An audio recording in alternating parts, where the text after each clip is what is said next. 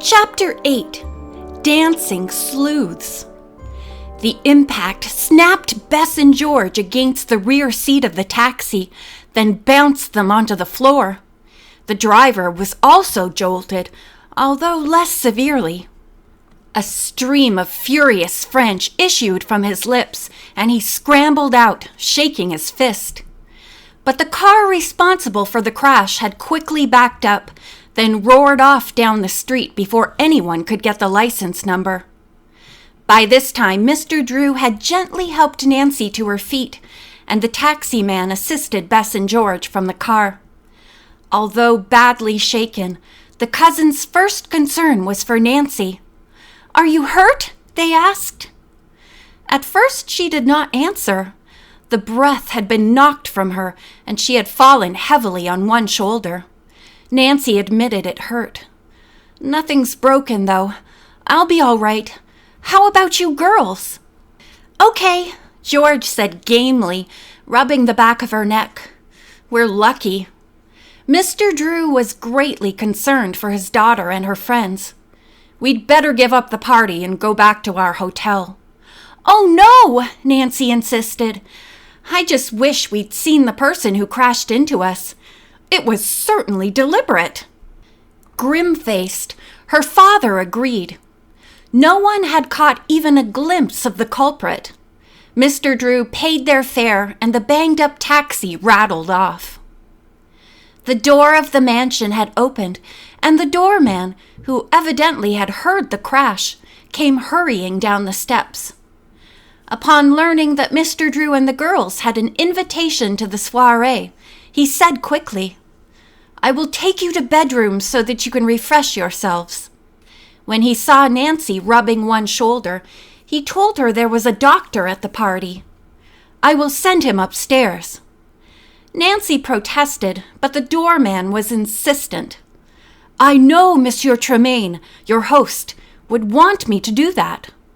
He escorted the American guests to elegantly furnished bedrooms on the second floor.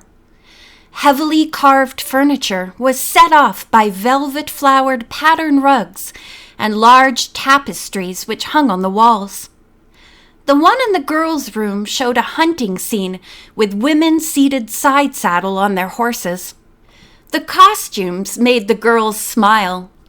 The women wore bodice dresses with long skirts and large hats with plumes. "I wonder if those women ever really did any riding, or whether they just sat on the horses and posed," Bess remarked. A few moments later, the doorman brought in the physician and introduced him.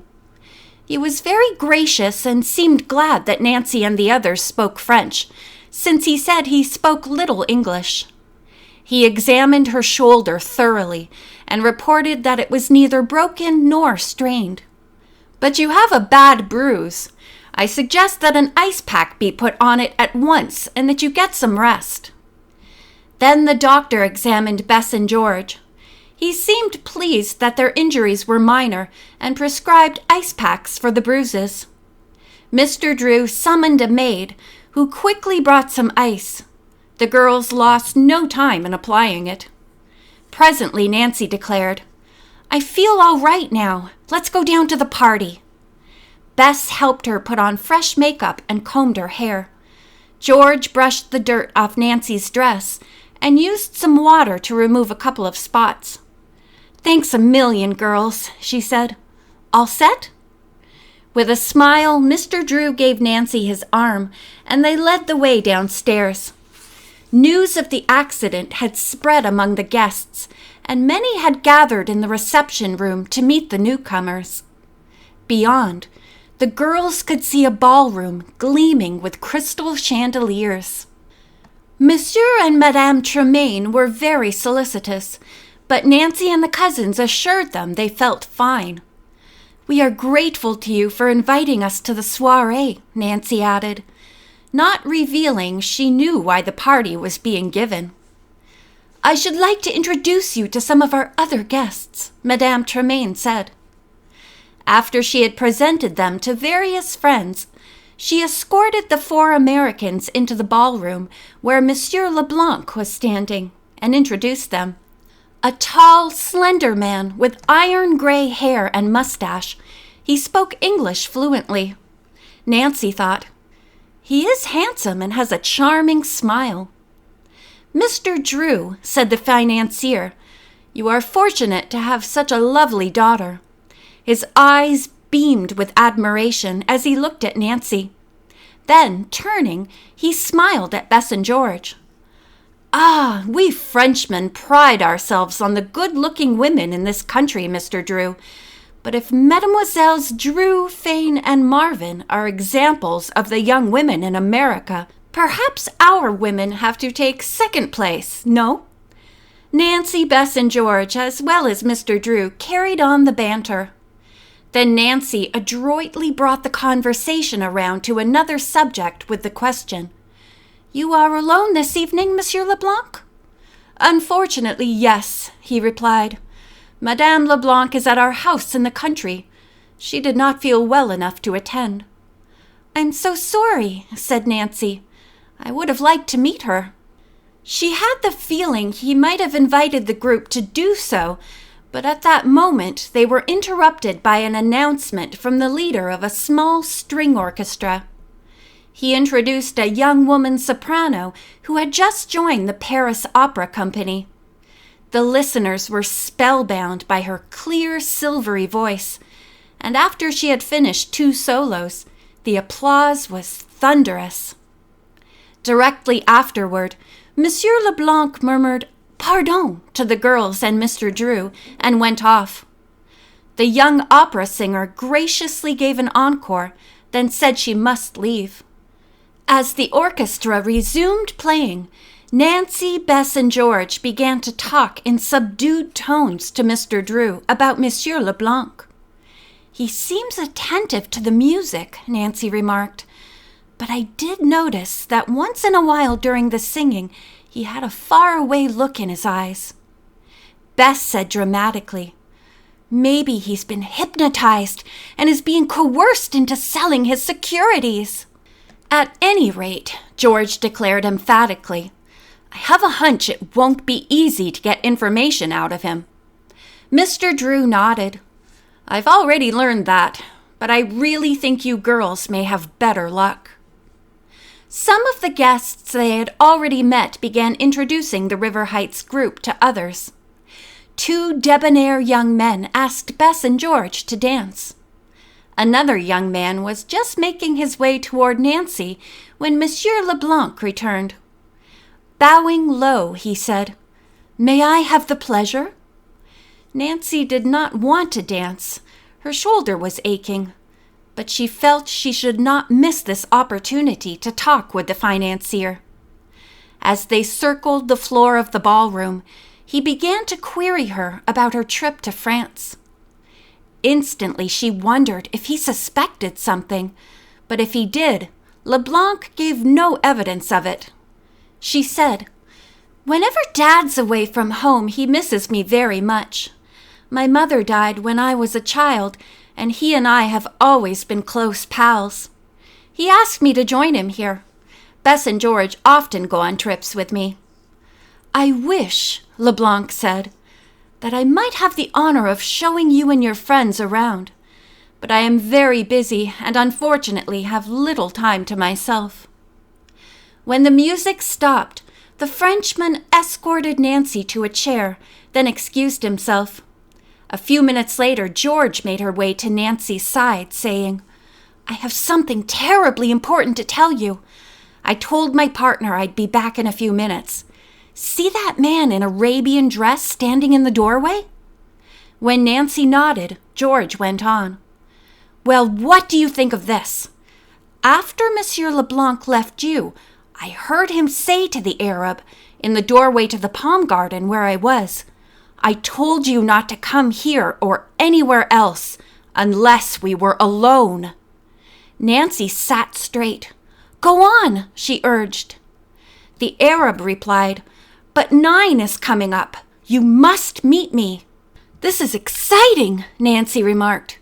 "What else happened?" Monsieur Leblanc answered, "Tomorrow, 99. Then the men separated." "99," Nancy echoed softly, her eyes lighting up. "I'd like to follow the Arab." At that moment, Mr. Drew walked over, and Nancy repeated what George had told her. He, too, was extremely interested, but said he would not permit Nancy to do any more sleuthing that evening. "Don't forget you were banged up a while ago. You must get back to the hotel and go to bed. I'll make a bargain with you, though. Tomorrow we'll follow Monsieur Leblanc." "All right, Dad. Now, may I make a bargain with you?" He smiled. "What is it?" "I'd like to shadow the Arab here just for a few minutes and see what I can find out. Please." Mr. Drew agreed to give his daughter 20 minutes. "Be very careful," he warned her. "We don't want anyone becoming suspicious." Just then, a young man, Henri Durand, came up and asked Nancy to dance. She accepted, and as the music started, he led her onto the floor. The young sleuth glanced about as casually as possible. Suddenly, her gaze fixed on the far end of the ballroom, which opened onto the indoor garden with palm trees and exotic plants. She spotted the Arab in the garden. An idea quickly came to Nancy. "I hope it works," she thought. As they moved along to a lively tune, Henri complimented Nancy not only on her dancing, but also on her ability to speak French so well. Nancy laughed. "You dance very well yourself." Then, seconds later, she said, "Would you mind going into the garden and sitting out the rest of this dance? My shoulder is aching." Henri was most solicitous, and at once led her to a bench in the heavy foliaged garden. At first she could not see the Arab. Then suddenly she spotted him among the palms. He was staring intently at her. Did he know who Nancy was? Had he guessed that she was trying to solve the mystery of the 99 steps? Was this man a new enemy of hers? Turning to her companion, Nancy asked, "Do you know who that Arab is?" "No, but I'll be glad to find out," Henri answered. He arose and started toward the man, but instantly the stranger turned and hurried off to the far end of the garden, where there was another entrance into the ballroom. Nancy caught up to Henry, thinking, "That Arab certainly acts suspiciously. I mustn't let him get away without finding out who he is." Smiling, Nancy said to Henri, "I want to speak to that Arabian man, and I thought he might be leaving." This seemed to satisfy Henri, and he accompanied her to the edge of the dance floor. Nancy caught sight of the Arab's turban as he disappeared out of the doorway which led to the hall. She and Henri made their way through the crowd of dancers as fast as they could. By the time they reached the hall, however, the Arab was going out the front door. Apparently he had not bothered to say goodnight to the Tremaines. Hurrying to the doorman, Nancy asked him who the stranger was. "I do not know the gentleman," he replied. "He had a proper invitation, so of course I admitted him." "I must speak to Monsieur," said Nancy, and the servant opened the door. She ran outside, and from the top of the long flight of steps gazed up and down.